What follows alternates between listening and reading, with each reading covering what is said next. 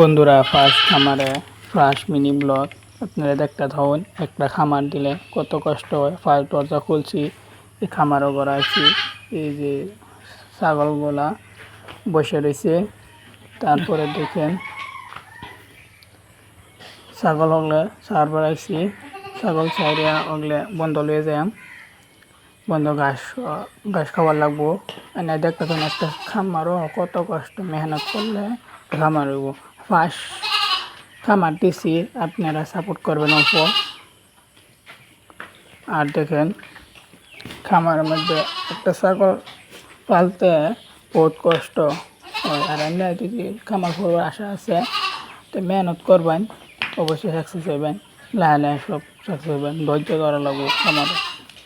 বৃষ্টি আইলে এই ছাগল দিয়ে দৌড়াদৌড়ি লাগে, সব ধৈর্য ধরা লাগবো বন্ধুরা। আর আপনারা একটা ছাগল লাভ আছে,